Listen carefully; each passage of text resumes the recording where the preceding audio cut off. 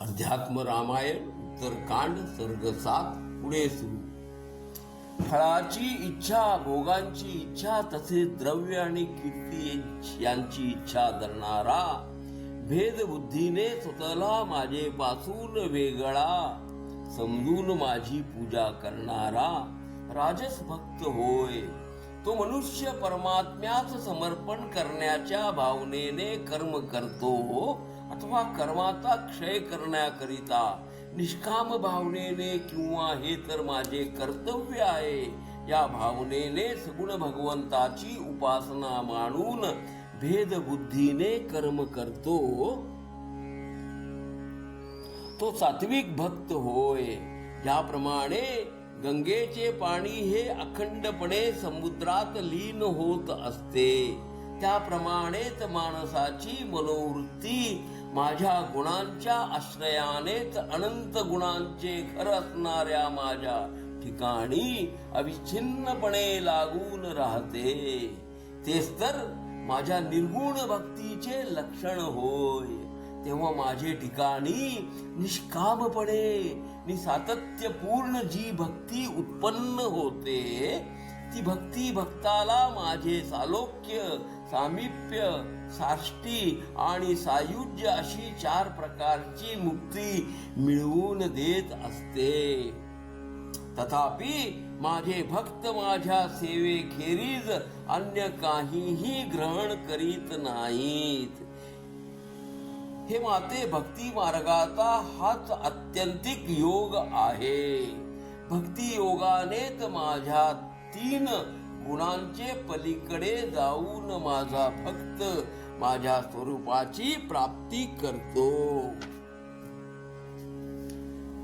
ज्यास कोणतीही इच्छा नसते तो अहिंसक नि स्वधर्म आचरण करणारा आहे. तो प्रशस्त अशा कर्मयोगाचे द्वारा माझे दर्शन, माझी स्तुती, माझी महापूजा करून, माझे स्मरण आणि मला वंदन करून भूताचे ठिकाणी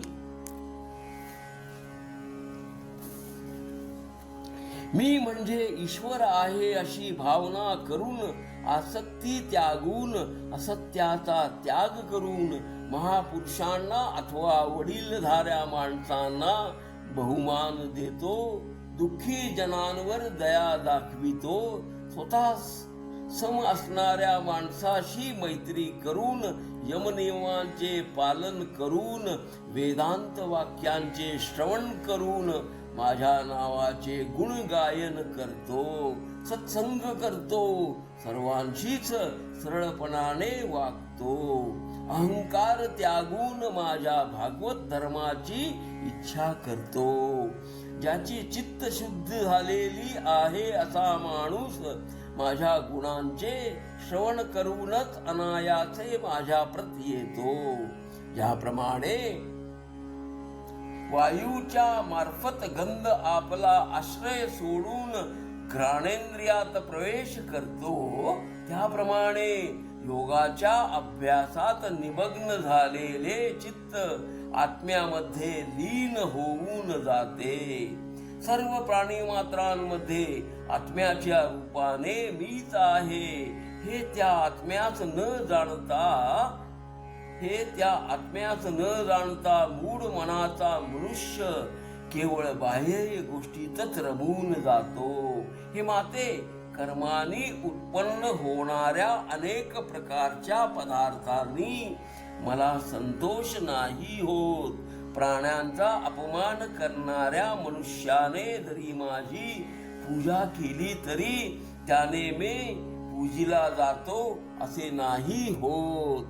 जोपर्यंत सर्व भूतांमध्ये तसेच स्वतःचे देहात मी ईश्वर आहे ही गोष्ट लक्षात येत नाही, तोपर्यंत माणसाने तर स्वतःचे कर्मांनी, प्रतिमा इत्यादी मध्ये देव म्हणून माझी पूजा करावी. जो कोणी जीवात्मा आणि परमात्मा यामध्ये भेद करतात, त्या भेद बुद्धीच्या सर्व माणसांना मृत्यू भय दाखवत असतो, यात संशय नाहीच. म्हणूनच देहधारी सर्व भूतांमध्ये मी एकटाच वास करीत असतो असे जाणून अभेद बुद्धी बाळगून माणसाने ज्ञान मान आणि मैत्री या रूपाने माझी पूजा करावी. अशा प्रकारे चेतन शुद्ध असा मीच सर्व प्राण्यांचे ठाई जीव रूपाने राहत असतो हे जाणून बुद्धिमान मनुष्याने अंतःकरणपूर्वक सर्व भूतांना सतत प्रणाम करावा.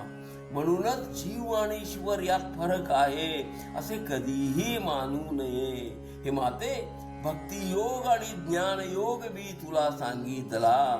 यापैकी कोणत्याही एकाचा अवलंबनाने मनुष्य अत्यंतिक कल्याण करून घेतो.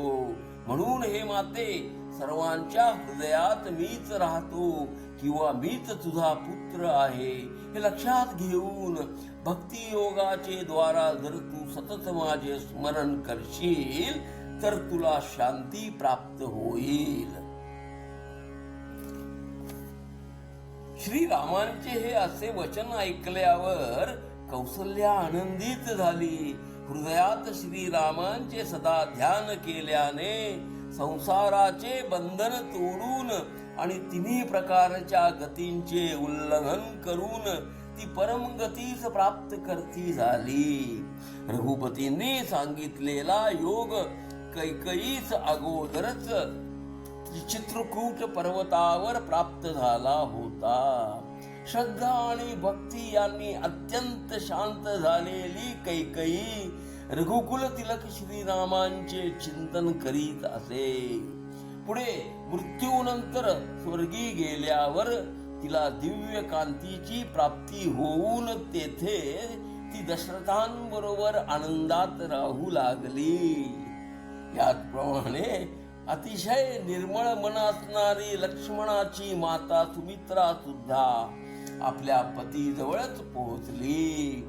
याप्रमाणे अध्यात्म रामायण उमा महेश्वर संवादी उत्तरकांड सप्तम सर्ग मुक्त भावानुवाद सबल संपूर्ण. घ्या श्रवणानंद. हरि ओम तत्सत. हरि ओम तत्सत.